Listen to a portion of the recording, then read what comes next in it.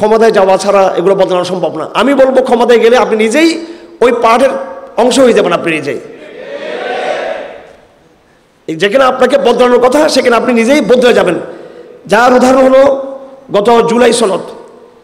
এই জুলাই সনদের যে আনুষ্ঠানিকতা হলো ঢাকাতে, এতগুলো ইসলামপন্থী সেখানে গেলেন, এবং আপনারা জানেন বর্তমানে বাংলাদেশে ইসলামপন্থীরা ভালো একটা অবস্থান আছে। এই অবস্থা আমাদের জন্য এনাফ, যথেষ্ট আমাদের জন্য। আমরা বাংলাদেশকে ঘুরিয়ে দিতে পারি এমন একটা অবস্থা এখন ইসলামপন্থীরা আছে এখন। কিন্তু আমাদের অনৈক্যের কারণে এবং আমাদের আদর্শিক দৃঢ়তার অভাবের কারণে, আমি আবার বলছি, আমাদের আদর্শিক দৃঢ়তার অভাবের কারণে, এরপর আমাদের অনৈক্যের কারণে আমরা বাংলাদেশের সবচেয়ে শক্তিশালী প্রেশার গ্রুপ হতে পারছি না। পক্ষান্তরে এনজিওরা সংখ্যা আমাদের চেয়ে একেবারে তারা নগণ্য, তারাই কিন্তু ক্ষমতা ভোগ করতেছে। আমাদের লোক গিয়েছে মাত্র একজন, আফম খালেদ সাহেব।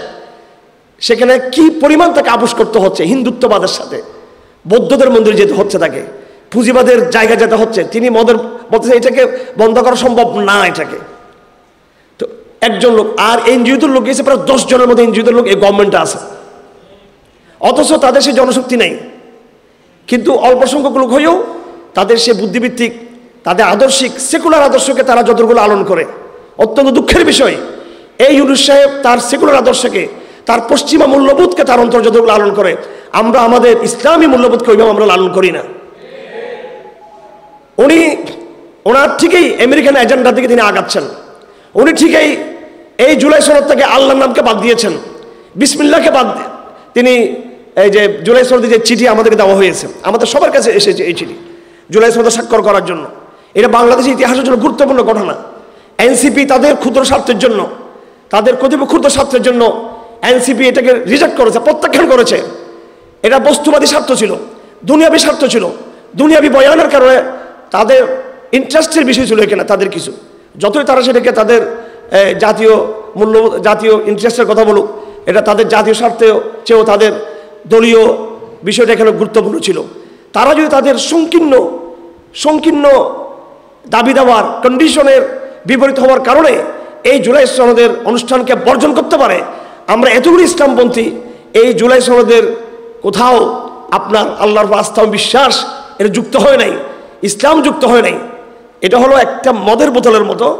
এই মদের বোতলে লেখা আছে একটা মলাট, হাসিনার মদের বোতল, শেখ হাসিনার মদের বোতল। এই মদের বোতলে সে 4টা মূলনীতি আমাদেরকে দিয়েছিল।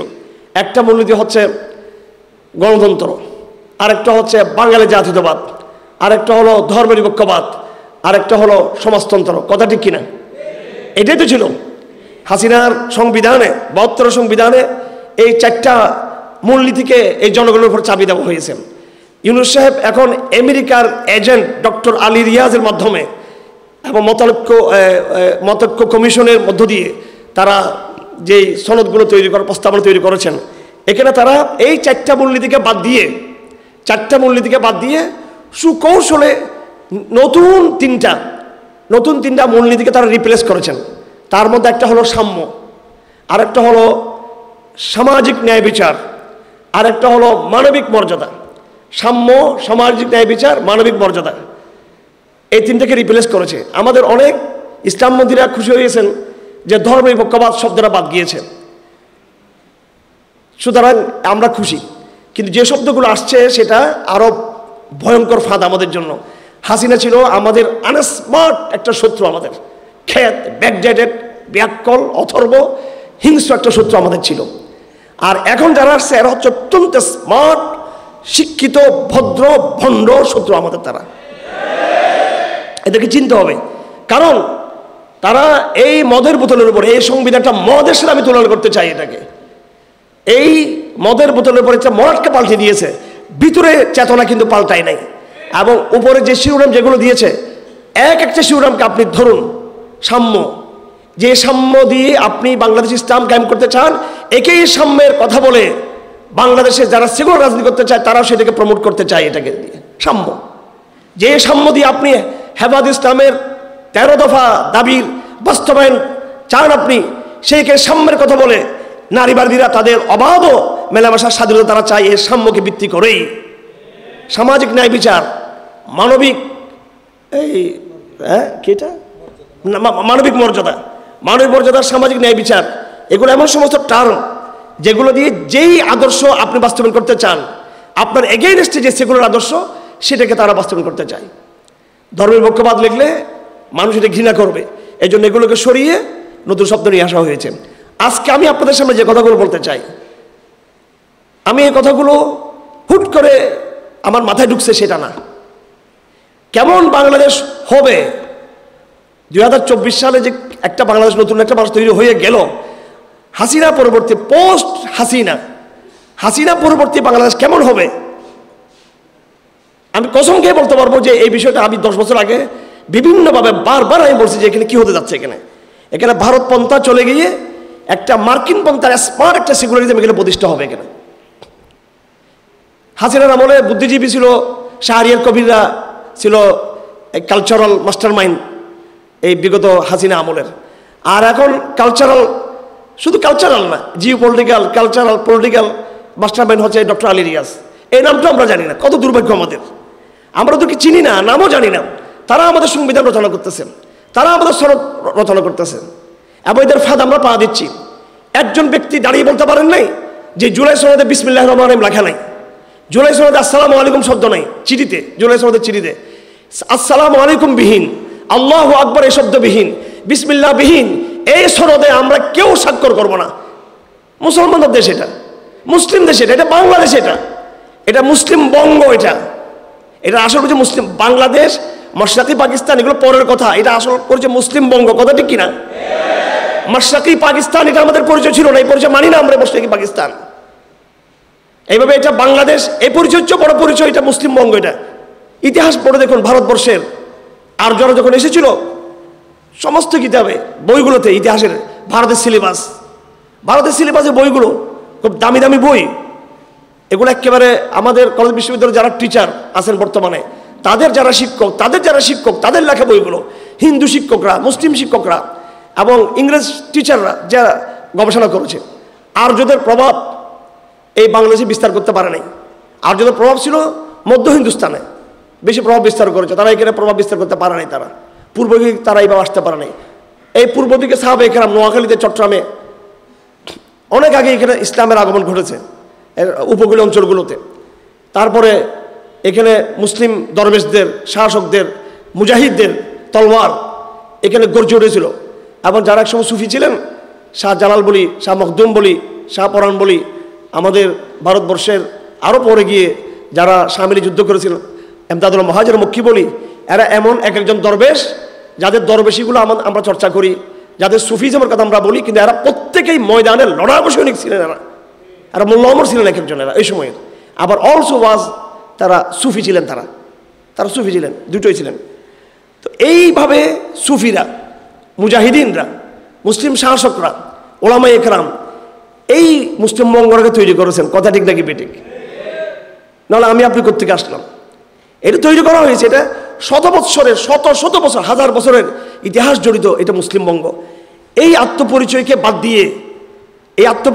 দিয়ে আওয়ামী লীগ চেতনার কথা বলে মুক্তিযুদ্ধের বাংলাদেশ প্রতিষ্ঠা করতে চাইছিল, 71-এর বাংলাদেশ, সেই মুসলিম বঙ্গকে 71-এর মধ্যে সীমাবদ্ধ করে দিতে চেয়েছিল।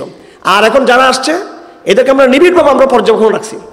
এটা এমন না যে 5 আগস্টের পরে আমরা তাদেরকে চিনি, তা না, এদেরকে আমরা আগে থেকে চিনি। এরা ক্ষমতা আসার জন্য প্রিপারেশন নিচ্ছে বহু আগে থেকে। ইসলামপন্থীদের, মাফ করবেন আমাকে, আমাদের বুদ্ধিশুদ্ধি ওদের তুলনায় অনেক কম, আমাদের। ওরা সিট হিসাব করে না যে আমরা কয়টা সিট পাবো, ওরা হিসাব করে নেগেটিভ, যে আমরা কি নেগেটিভ দিব বাঙালিদেরকে, ওরা এটা হিসাব করে, ওরা আন্তর্জাতিক লবিটা মেনটেন করে, ওরা দেশের সংস্কৃতিকে তারা চর্চা করে। আমাদের সাংস্কৃতিক কোনো প্রিপারেশন আমাদের নেই। আমরা মনে করতেছি গাছের উপরে উঠলেই বস আমি মনে হয় গাছের রাজা হয়ে যাব, গাছের গোড়া তো কিন্তু ঠিক নাই। কিন্তু এই জন্য আলী রিয়াজের যে প্রিপারেশন নিয়েছে মার্কিনপন্থীরা বাংলাদেশে নতুন বাংলাদেশ করার জন্য, এরা আমি 2016 সালে আমি জেল থেকে বের হয়েছি, 17 সাল থেকে আমি দেখতেছি, 17, 18, 19, 20 সাল, 21 সাল আবার জেলে গেলাম। সেই 17 সাল থেকে আমি দেখতেছি যে একটা বড় চক্র, মার্কিনপন্থী, পশ্চিমপন্থী একটা বড় চক্র, তারা হাসিনা পরবর্তী বাংলাদেশ ক্ষমতা যাওয়ার জন্য তারা কালচারালি, বুদ্ধিভিত্তিক তারা প্রিপারেশন নিচ্ছে। তারা আলী রিয়াজের অনেকগুলো বই আছে, অনেকগুলো বই আছে, এই বইগুলো পড়বেন, আপনি বুঝবেন যে এখন যেটা হচ্ছে বাংলাদেশে এগুলো আরো 5 বছর আগে তারা লিখছে এগুলো বইয়ের মধ্যে। এগুলো আপনি একটা বই ইসলামপন্থী দেখাতে পারবেন না, একটা বই দেখাতে পারবেন না যে হাসিনা পরবর্তী কেমন বাংলাদেশ হবে, এটার জন্য কোনো একটা বয়ান কারো ইসলামপন্থী দল আপনি দেখাতে পারবেন না। ওনাদের কোনো প্রিপারেশন ছিল না, আবেগ ছাড়া কিছুই ছিল না। যতদিন হাসিনা ছিল বস অন্ধভাবে হাসিনার বিরোধিতা করা, হাসিনা চলে গেছে এবার ক্ষমতার স্বপ্ন দেখা। এখানে কোনো নেগেটিভ নেই, কোনো দর্শন নেই এখানে। এটা আমার কথাগুলো আপনাদের জোয়ারের বিপরীত হচ্ছে। এগুলো আপনাদের যেই একটা এখন মহড়া চলতেছে, ক্ষমতা যাবার যে মহড়া, এটার বিপরীত হচ্ছে। আমি ভয় পাচ্ছি যে আগামী ইলেকশনের মধ্য দিয়ে ইসলামপন্থীদের আংশিক বিজয় এটা তাদেরকে নতুন আরেক ভয়াবহ বিপর্যয়ের একটা ভূমিকা রচনা করে কিনা। নিজের আকীদা, মানহাজ, জিওপলিটিক্সের গভীরতা, এই বিষয়গুলো নিয়ে অনেক সিদ্ধান্ত আমাদের নেওয়ার দরকার আছে।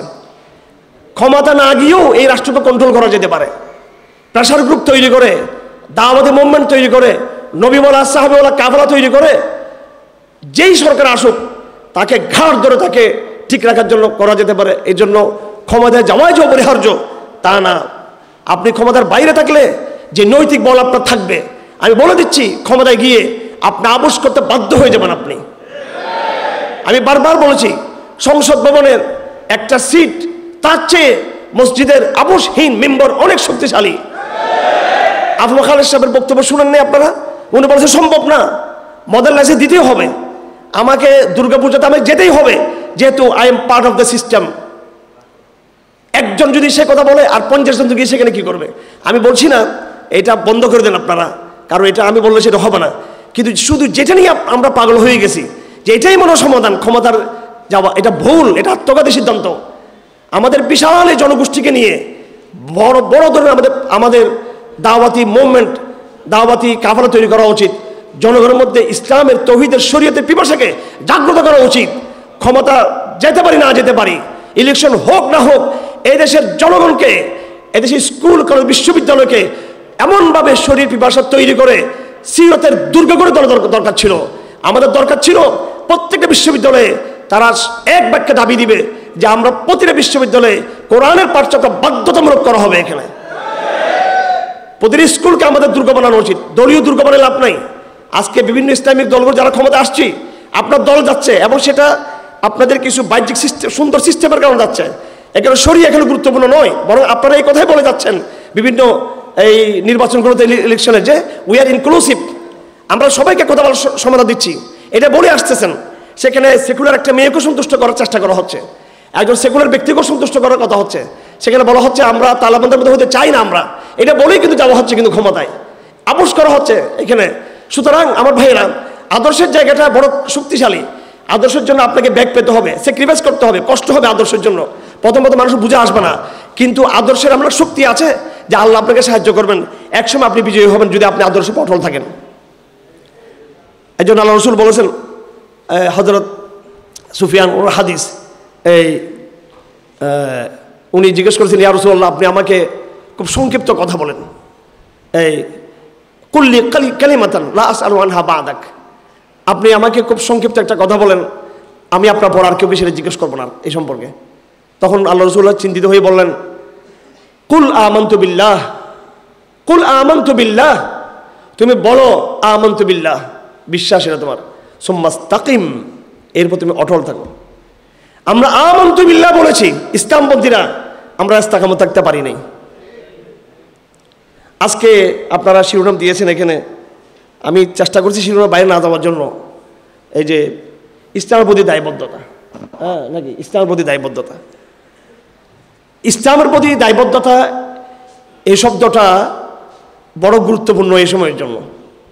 গুরুত্বপূর্ণ কিনা, এটা কোনো দাওয়াতি শিরোনাম বা এটা নিরীহ একটা এই অসহায় সাবজেক্ট টাইটেল না, এটা এই সময়ের গুরুত্বপূর্ণ বিষয়।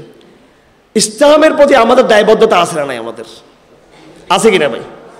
আমাদের ইসলামের দায়বদ্ধতা আছে আমাদের, এটা আমরা বুঝতেছি যে দায়বদ্ধতা আছে। কিন্তু আমাদের ডক্টর ইউনূস সাহেব কি নিজেকে ইসলামের প্রতি দায়বদ্ধ রাখছেন? আমাদের বর্তমান ইন্টারিম গভর্নমেন্টের সদস্যরা, উপদেষ্টারা ইসলামের প্রতি তারা দায়বদ্ধ রাখছে নিজেদেরকে?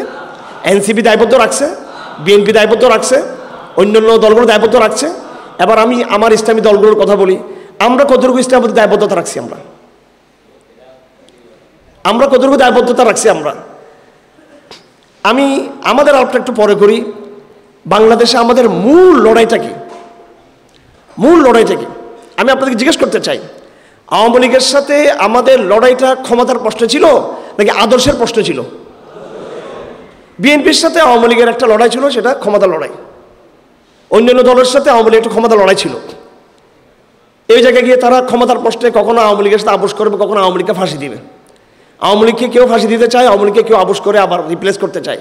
সব কিছু ক্ষমতার মেরুকরণ। আমাদের সাথে আওয়ামী লীগের যে লড়াইটা, এটা ক্ষমতার প্রশ্ন ছিল না। প্রধানত আমাদের সাথে আওয়ামী লীগের সাথে লড়াইটা ছিল কিসের প্রশ্নে? আদর্শের প্রশ্নে। এই জন্য কোন আওয়ামী লীগ যদি তার আদর্শ থেকে তওবা করে আনুষ্ঠানিকভাবে ঘোষণা দেয় যে আমি ইসলামের প্রতি আমি দায়বদ্ধ হলাম, আমি আর এই সেকুলার রাজনীতির মধ্যে আমি নাই, তাহলে আমরা তাকে ওয়েলকাম করতে পারবো কিনা? আমরা পক্ষান্তরে অন্যদের যে লড়াইটা, তাদের কথা হলো তোমার ফাঁসি হবে, তুমি জুলাই গণহত্যাকারী, বাট তুমি যদি আমাকে টাকার ব্যাগটাকে দিয়ে দিতে পারো, অথবা যদি এভাবে একটা যে বুড়াপড়া হতে পারে ভারতের মাধ্যমে, আমেরিকা ইত্যাদির মাধ্যমে, তাহলে আমি তোমাকে স্পেস দিয়ে দিব। এগুলো হচ্ছে আমার সামনে, কারণ আমি রাজনৈতিক পরিবারের সন্তান, একবার মারাত্মকভাবে রাজনৈতিক পরিবারের সন্তান। আমি শুধু এমনি না, বাপ দাদা 14 গোষ্ঠী, নানার বাড়ি, বাবার বাড়ি, দুদিক থেকে, সব দিক থেকে। হ্যাঁ, এগুলো আপনারা, আমি বললে আপনারা হয়তো অনেক অবাক হয়ে যাবেন এটা। তো এই জন্য সব দলের খবরগুলো আমাদের কাছে অটো চলে আসে, সেটা অটো এমনি চলে আসে। আমরা এরকম কোনো এক্সট্রিম আওয়ামী লীগের বিরুদ্ধে যাবও না, আবার তাদের সাথে আমরা আপোষও করবো না। আমাদের মানদণ্ড থাকবে ইসলাম।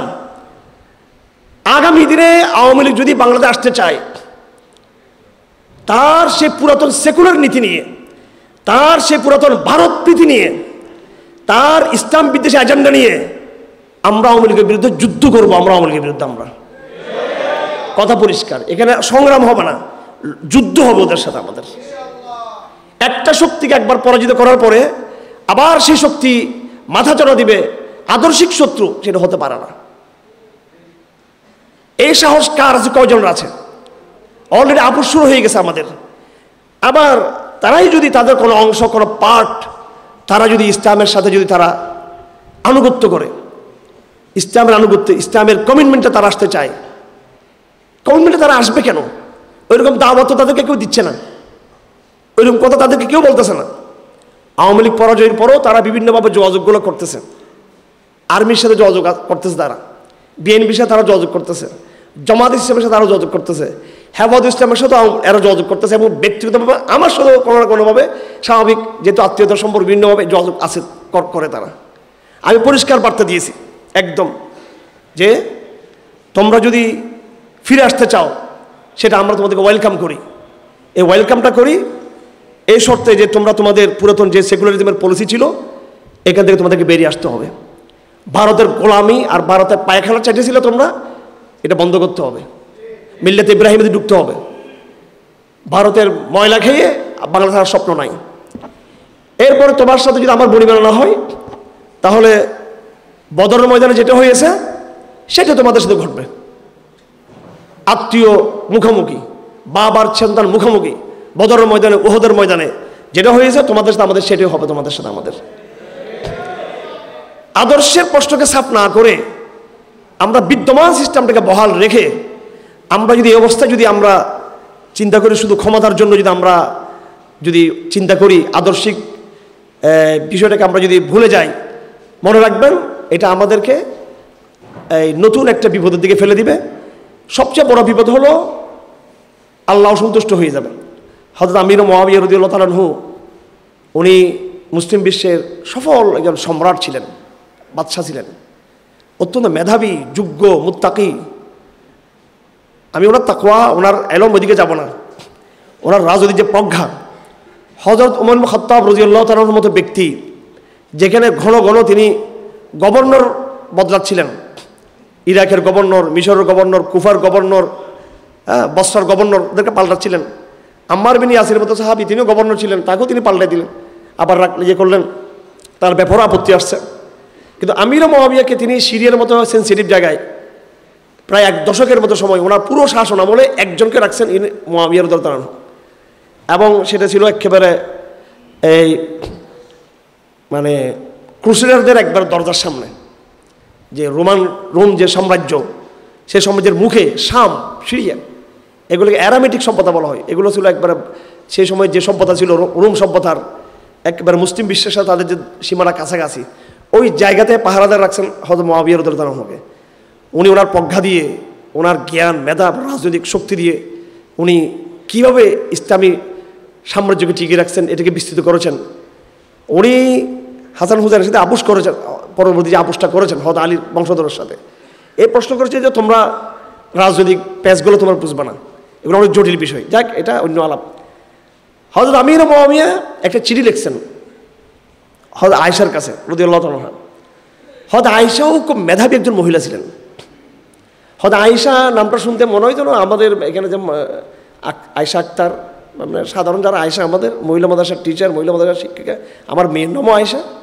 আমার হয়তো আয়েশা এরকম খুব একেবারে নর্মাল কেউ ছিলেন না, নর্মাল কেউ ছিলেন না, খুব জটিল, কঠিন, অত্যন্ত মেধাবী, অত্যন্ত নেতৃত্বের, লিডারশিপের মানে গুণাবলী সম্পন্ন মহিষী একজন নারী ছিলেন হযরত আয়েশা। শত শত সাহাবায়ে কেরাম বয়সের যারা তার চেয়ে অনেক বড়, তাদেরকে না করে জীবনে খাওয়াইছেন তিনি। হযরত আয়েশার কথা ঠিক কিনা? এক এক ধমক তিনি দিতেন তিনি সাহাবায়ে কেরামদেরকে। তাবিদের যে বিশাল একটা জমাত তৈরি হয়েছে তার আঙ্গিনায় বসে বসে, তার পর্দার আড়ালের দরজ শুনে শুনে তাবিদের জমাত তৈরি হয়েছে। হযরত আয়েশা এত মেধাবী ছিলেন, রাজনৈতিক জ্ঞানও ছিল তার, অপরিসীম জ্ঞান ছিল। উনি আবার ডাক্তারি জ্ঞানও ছিলেন হযরত আয়েশার। আমির মুআবিয়া চিঠি লিখছেন আয়েশার কাছে, বয়সে কত ছোট বয়স। হয়তো ওমর কত বয়সে বড় ছিলেন, কিন্তু হয়তো আয়েশা থেকে পরামর্শ নিতেন। আমির মুআবিয়া এত একজন দুর্দান্ত শাসক, তিনি চিঠি লিখলেন যে এই আম্মা আয়েশা, আপনি আমাদেরকে একটু নসিহত করেন, এবং খুব সংক্ষিপ্ত নসিহত করবেন, একদম সংক্ষিপ্ত নসিহত করবেন, বেশি কথা বলবেন না। হয়তো আম্মা আয়েশা লিখলেন, ক্বালা রাসূলুল্লাহ সাল্লাল্লাহু আলাইহি ওয়াসাল্লাম, মান তলাবা রিদার রাব্বি বিসাখাতিন নাসি আ'ানাহুল্লাহ, ওয়া মান তলাবা রিদান নাসি বিসাখাতিল্লাহি ওয়াক্কালাহুল্লাহু ইলান নাস। হে আমির মুআবিয়া, আমি তোমাকে বলতে চাই, তুমি জিজ্ঞেস করছো সংক্ষিপ্ত কথা বলার জন্য, খুব শর্টকাট। তোমার যে বিশাল সাম্রাজ্য, তোমার যে শক্তিশালী, তোমার যে আসন, মহা সিংহাসন, এই সিংহাসনের তুমি অধিষ্ঠ রয়েছ, আমি তোমাকে রাসূলের একটা কথা বলে সাবধান করে দিচ্ছি। That was the political speech. এটা কোনো একবার স্পিরিচুয়াল কোনো কথা ছিল না। আমরা যদিও হাদিস কোরআন মানি, তো আমাদের কাছে নিরহ, দুর্বল, এতিম কথাবার্তা। হাদিস মানি বিশ্ব সভ্যতার উস্তাদ, কোরআন হাদিস মানি। হাদিস মানে হচ্ছে যুদ্ধ, হাদিস কোরআন মানে হচ্ছে শান্তি, সভ্যতার বিনির্মাণ, এগুলো বিশাল ব্যাপার স্যাপার। কিন্তু আমাদের এই যুগে, এই আধুনিকতার যুগে আমাদের কাছে কোনো মূল্য নেই কোরআন হাদিসের। এগুলোকে আমরা নিছক আধ্যাত্মিক কথাবার্তা মনে করি, আমরা গুরুত্ব দিই না। আমি আবার বলছি, মুআবিয়ার মতো শক্তিশালী একজন সম্রাট চিঠি লিখেছেন, এবং কার কাছে লিখছেন? বিচক্ষণ মহিলা আয়েশার কাছে লিখেছেন। উনি জানেন যে ওনার যে সিংহাসন, এই সিংহাসনের যে ক্রাইসিস, সিংহাসনের যে চ্যালেঞ্জগুলো আছে, একটা সিংহাসনের যে চ্যালেঞ্জ হচ্ছে তার নিরাপত্তা, সিকিউরিটি।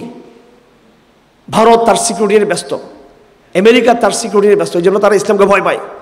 তারা সিংহাসনে বসেই চিন্তা করে আমার সিকিউরিটি ইয়ে করতে হবে। এই জন্য বাংলাদেশে মৌলবাদী ধরো, আফগানিস্তানে ওদেরকে জঙ্গিদের ধরো, সোমালিয়াদের ধরো, শুধু নিজের সিংহাসন রক্ষা করার জন্য।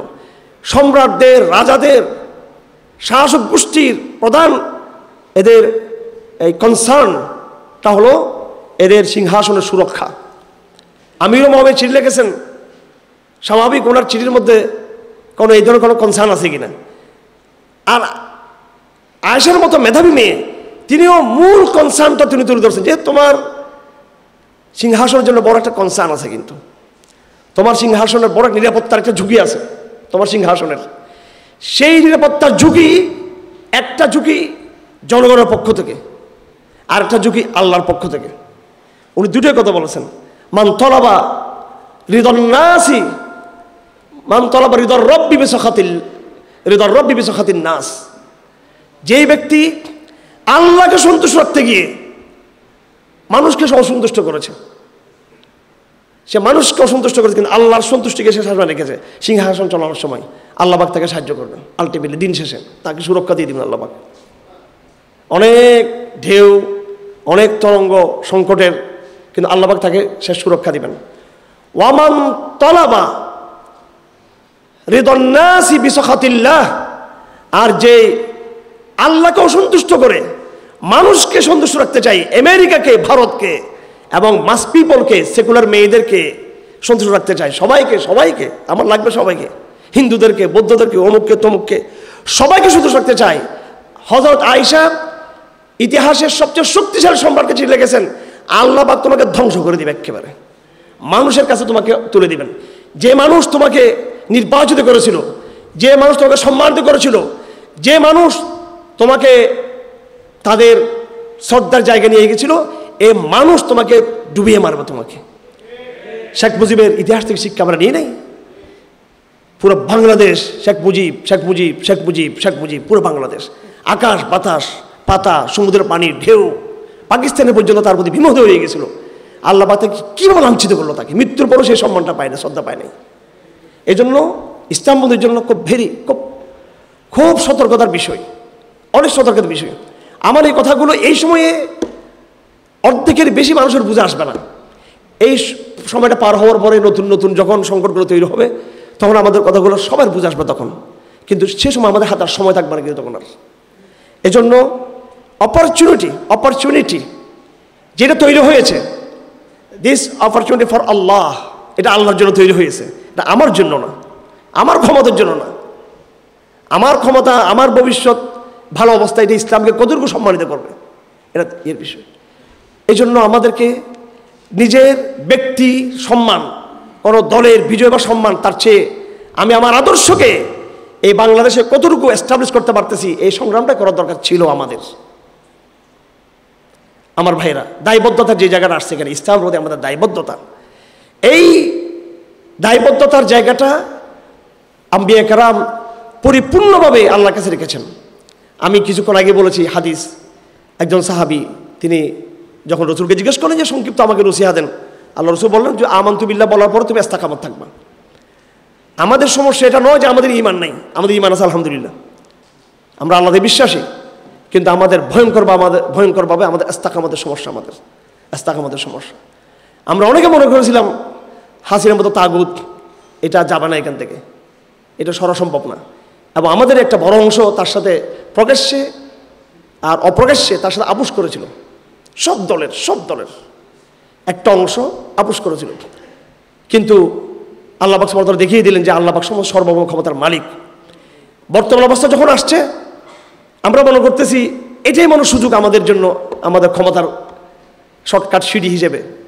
কিন্তু মনে রাখবেন, এই সময়েরও কিন্তু পরিবর্তন হবে, কিন্তু এটার চেয়েও আরও ভালো সময় আপনার জন্য আছে, সেটা আপনাকে সৃষ্টি করতে হবে। এটা আবার এটার চেয়েও ভয়ঙ্কর সময় আছে, সেটাও আপনার অদূরদর্শীদের কারণে ওই ভয়ঙ্কর সময়টা তৈরি হতে পারে। এই জন্য আমাদের দেখার বিষয়টা নয় যে আমরা বিদ্যমান অবস্থার মধ্যে আমরা আমাদের দলীয় এজেন্ডা নিয়ে কতটুকু আগাবো। আমাদের জন্য বড় বিষয় হলো যে আমরা আমাদের মূল যে আদর্শের কারণেই আওয়ামী লীগের সাথে আমাদের মূল লড়াইটা ছিল, যে আদর্শের কারণে সারা বিশ্বের সাম্রাজ্যবাদী শক্তির সাথে আমাদের সাথে একটা ভিন্নতা রয়েছে, এবং যে আদর্শের উৎস হচ্ছে কোরআন, যে আদর্শের দায়বদ্ধতা ইসলামের দিকে, ওই আদর্শ নিয়ে সবচেয়ে বেশি বেশি বেশি বেশি আমাদের ভাবা দরকার। আমাদের জনগণের কাছে আমাদের যাওয়া উচিত, ক্ষমতার মস্তর দিকে না গিয়ে আরও বেশি আমাদের জনগণের কাছে যাওয়া উচিত। এটা আরও 10 বছর সময় লাগুক, 1 দশক সময় লাগুক, 2 দশক সময় লাগুক, 3 দশক, 30 বছর সময় লাগুক, যতক্ষণ পর্যন্ত একটা এরকম গণচেতনা, গণসেন্টিমেন্ট, গণকনসেপশন আমরা তৈরি করতে না পারবো, ততক্ষণ পর্যন্ত আমরা এরকম শর্টকাট গণতান্ত্রিক সিস্টেমে যুক্ত হয়ে আমরা যদি এটাকে ইসলাম বিজয় মনে করি, সেটা একটা বিজয়, তবে সেটা আত্মঘাতী বিজয়। সেটা এজন্য দায়বদ্ধতার প্রশ্নের বিষয়টা প্রথমে আমাদের পরিষ্কার করতে হবে আমাদেরকে। আপনারা অনেকে বলবেন কৌশল দরকার আছে, স্ট্র্যাটেজি, ট্যাকটিক্স, বুদ্ধি। আমাদের তো মন ঠিক আছে, আমরা তো আলটিমেটলি ইসলামকে চাই, জাস্ট এদেরকে একটু ধোঁকা দেওয়ার জন্য, ভারতকে একটু ইয়ে করার জন্য, আমেরিকার ইয়ে থেকে বাঁচার জন্য, জনগণের ইয়ে থেকে একটু ইয়ে করার জন্য আমরা এই জন্য পথটা নিয়েছি। তো এটা স্বাভাবিক, এটা স্থূল একটা কথা, সবাই বলে এটা। তো এগুলো এই যে একটা trial of the tactics, trial of the strategy, কৌশলের নামে যে ট্রায়াল, যে আমরা এটা এই জন্য করতেছি। এই কথাগুলো তো 1970 বলা হয়েছিল, 1960 বলা হয়েছে, 1980 বলা হয়েছে, 1990 সালে বলা হয়েছে, পাকিস্তান আমল বলা হয়েছে, শেখ মুজিবের আমল বলা হয়েছে, হাসিনা আমল বলা হয়েছে। এগুলো বারবার এই ট্রায়াল তো হয়ে গেছে সামনে, দ্যাট ওয়াজ এক্সপেরিমেন্ট ডান, এটা তো হয়ে গেছে এক্সপেরিমেন্টটা, এই পরীক্ষাটা। তো পুরাতন ট্রায়ালকে কেন আনবেন আপনি? আপনি যদি ট্রায়াল হাজির করেন, বাংলাদেশটা এখন আপনার, ভারত মুক্ত বাংলাদেশ এখন আলহামদুলিল্লাহ। এত বড় অপরচুনিটি, এত বড় সুযোগ বাংলাদেশ কখন তৈরি হয় নাই, কখন তৈরি হয় নাই। এমনকি স্বাধীনতার পরেও এত বড় ইয়ে তৈরি হয়েছে বলে মনে হয় না, কারণ সেই সময় শেখ মুজিবকে হত্যা করা হয়েছিল একটা সামরিক কুর মাধ্যমে, যেখানে কিছুটা একটা অপরাধবোধ বা একটা ইয়ে থাকতে পারে, মানে এরকম একটা ইয়ে থাকতে পারে। বিশ্বের কাছে এটা পুরোপুরি স্বীকৃত ছিল না এটা, কিন্তু এই বিপ্লবটা পুরো জনগণের বিপ্লব হয়েছিল এটা, এবং পুরো একটা স্বৈরতন্ত্রকে পরাজিত করা হয় নাই, পুরো প্রতিবেশী ভারতকে পরাজিত করা হয়েছে এখানে। সুবহানাল্লাহ, এত বড় বিজয়।